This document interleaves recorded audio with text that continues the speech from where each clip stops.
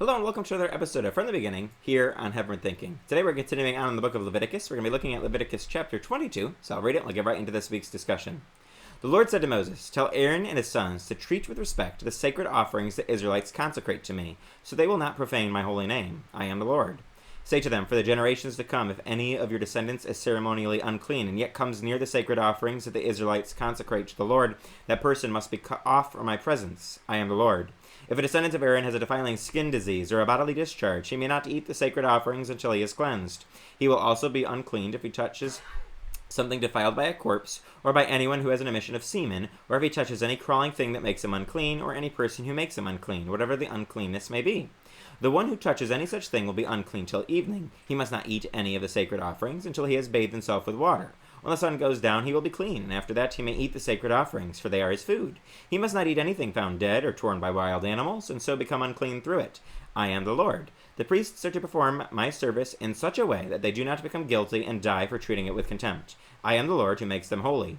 No one outside a priest's family may eat the sacred offering, nor may the guest of a priest or his hired worker eat it. But if a priest buys a slave with money, or if slaves are born in his household, they may eat his food. If a priest's daughter marries anyone other than a priest, she may not eat any of the sacred contributions. But if a priest's daughter becomes a widow or is divorced, yet has no children, and she returns to live in her father's household as in her youth, she may eat her father's food. No unauthorized person, however, may eat it. Anyone who eats a sacred offering by mistake must make restitution to the priest for the offering and add a fifth of the value to it. The priests must not desecrate the sacred offerings the Israelites present to the Lord by allowing them to eat the sacred offerings, and so bring upon them guilt requiring repayment. I am the Lord who makes them holy. The Lord said to Moses, "Speak to Aaron and his sons and to all the Israelites, and say to them, if any of you, whether an Israelite or a foreigner residing in Israel, presents a gift for a burnt offering to the Lord, either to fulfill a vow or as a freewill offering, you must present a male without defect from the cattle, sheep, or goats, in order that it may be accepted on your behalf. Do not bring anything with a defect, because it will not be accepted on your behalf. When anyone brings from the herd or flock a fellowship offering to the Lord to fulfill a special vow, or as a freewill offering, it must be without defect or blemish to be acceptable. Do not offer to the Lord the blind, the injured, the maimed, or anything with warts or festering or running sores. Do not place any of these on the altar as a food offering presented to the Lord. You may, however, present as a freewill offering an ox or a sheep that is deformed or stunted, but it will not be accepted in fulfillment of a vow. You must not offer to the Lord an animal whose testicles are bruised, crushed, torn, or cut. You must do this in your own land. You must not do this in your own land, and you must not accept such animals from the hand of a foreigner and offer them as the food of your God. They will not be accepted on your behalf, because they are deformed and have defects." The Lord said to Moses, "When a calf, a lamb, or a goat is born, it is to remain with its mother for 7 days. From the 8th day on, it will be acceptable as a food offering presented to the Lord. Do not slaughter a cow or a sheep and its young on the same day. When you sacrifice a thank offering to the Lord, sacrifice it in such a way that it will be accepted on your behalf. It must be eaten that same day. Leave none of it till morning. I am the Lord. Keep my commands and follow them. I am the Lord. Do not profane my holy name, for I must be acknowledged as holy by the Israelites. I am the Lord who made you holy, and who brought you out of Egypt to be your God. I am the Lord." This chapter begins and ends in a very similar way, emphasizing, as we have emphasized many times throughout the book of Leviticus, that the Lord is holy.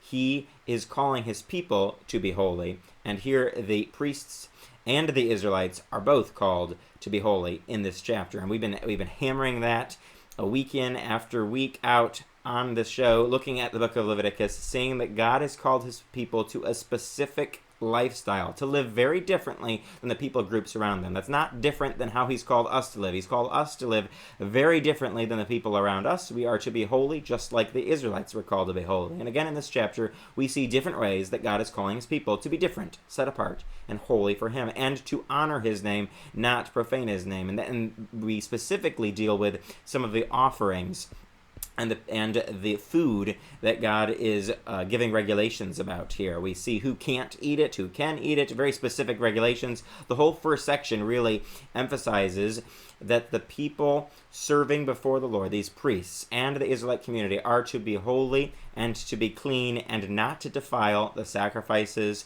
and the sacred offerings presented before the Lord. It goes into very, very specific details, which again, we're not going to wade through all of those specific details. You can read it again if you'd like.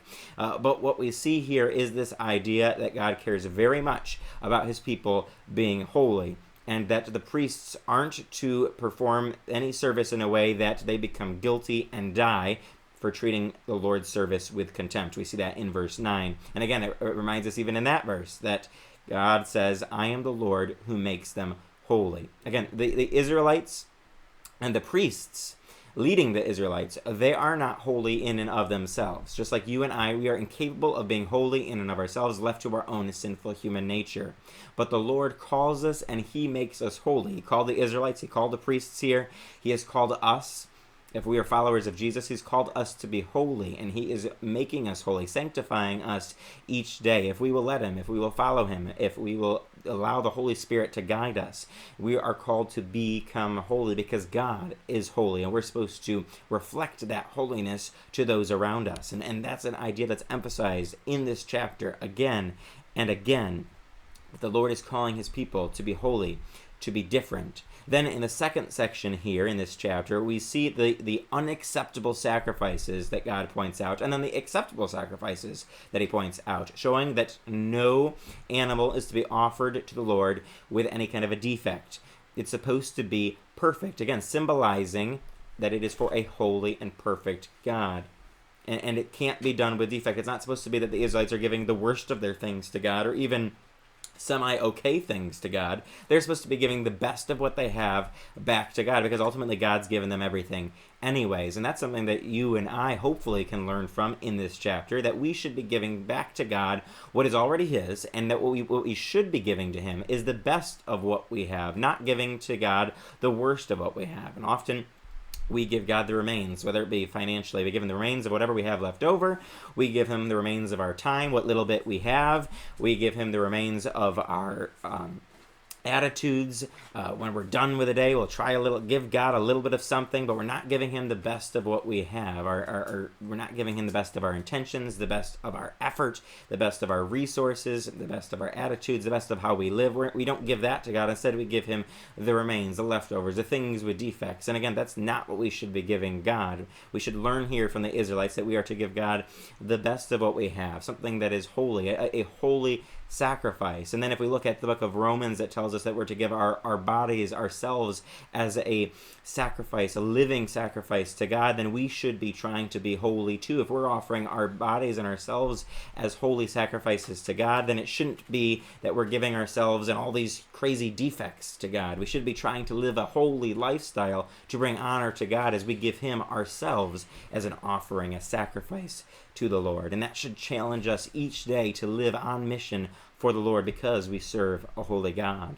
And then we see at the very end of this chapter a reminder: keep my commands and follow them. I am the Lord. Do not profane my holy name, for I must be acknowledged as holy by the Israelites. I am the Lord who made you holy and who brought you out of Egypt to be your God. I am the Lord.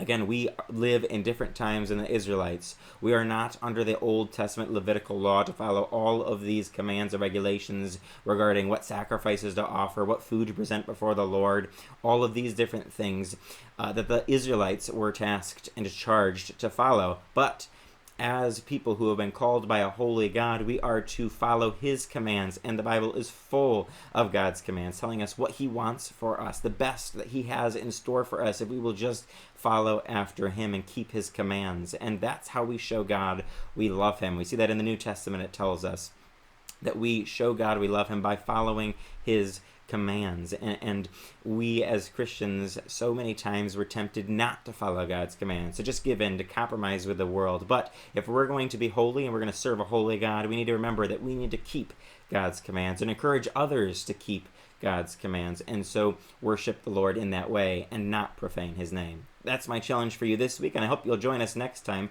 for another episode of From the Beginning here on Heavenward Thinking.